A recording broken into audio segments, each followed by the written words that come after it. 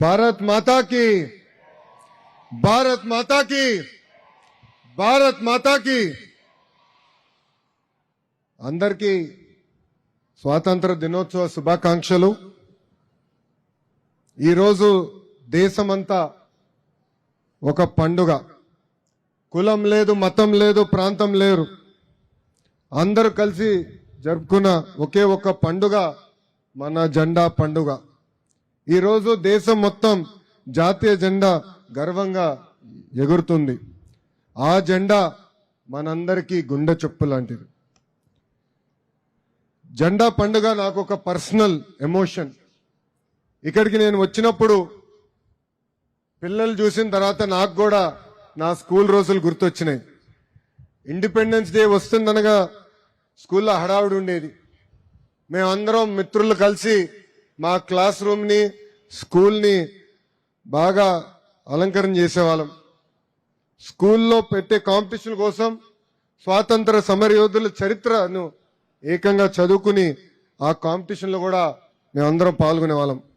ఫైనల్గా ఎవరైనా గెస్ట్ వచ్చి మన జాతీయ జెండా ఎగిరేసినప్పుడు మా అందరికీ గూస్ బంప్స్ వచ్చేది.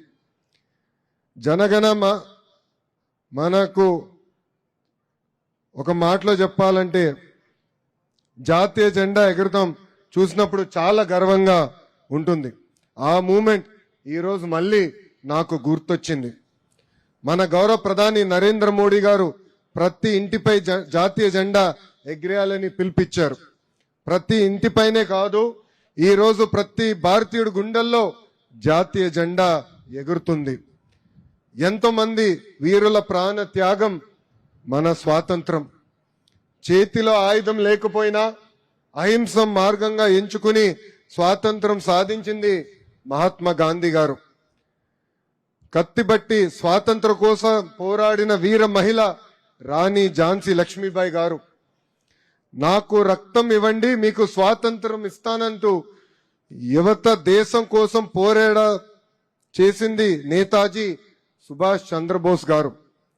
కోట్లాది మంది పోరాటం మన స్వేచ్ఛ, లక్షలాది మంది త్యాగం మన స్వాతంత్రం.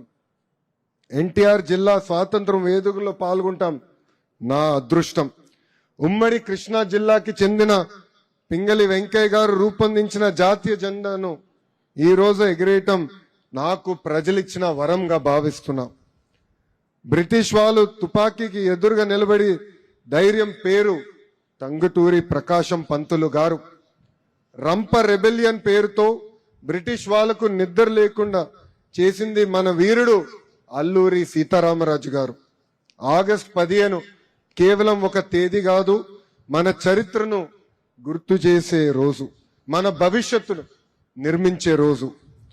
3 రంగుల జెండా మన ఆత్మ గౌరవం. బెజవాడ కనక దుర్గమ్మ ఆశీస్సులు మనకెప్పుడు ఉంటాయి. అదే మనందరికీ కొండంత బలం. ఈ జిల్లాకి ప్రకృతి ఇచ్చిన గొప్ప వరం మన కృష్ణమ్మ. మన సాగు తాగునీటి వరం ప్రకాశం బ్యారేజ్. మన బెజవాడ విద్య కళలకు నిజమైన రాజధాని. కొండపల్లి బొమ్మలు మనందరి కళ. గడిచిన 2 ఏళ్లు నేను గుంటూరు జిల్లాలో జరిగిన కార్యక్రమాల్లో పాల్గొనడం జరిగింది. కానీ ఈ సంవత్సరం మీ అందరి అన్నగారు, నా ఒక్కరికే తాతగారు, విశ్వవిఖ్యాత నట సార్వభౌమ స్వర్గసీయ నందమూరి తారక రామారావు గారు నడియాడిన జిల్లా వేడుకల్లో పాల్గొంటాం నాకు ప్రజలిచ్చిన గొప్ప వరం. నేను విద్యాశాఖ మంత్రిని అయినప్పుడు నేను ప్రజలందరికీ ఒకే హామీ ఇచ్చా. ప్రభుత్వ పాఠశాలలకు పూర్వ వైభవం తీసుకొస్తానని ఆనాడు చెప్తాం జరిగింది. 2 ఏళ్లు డిపార్ట్మెంట్లో ఉన్న వారందరూ అహర్నిశలు కష్టపడ్డారు. ఇప్పుడు నేను గర్వంగా చెప్తున్నా, భారతదేశ చరిత్రలో ఎప్పుడు జరిగిన విధంగా ప్రైవేట్ పాఠశాలల నుంచి సుమారుగా 1,10,000 మంది విద్యార్థులు ఈరోజు ప్రభుత్వ పాఠశాలలో చేరటం జరిగింది.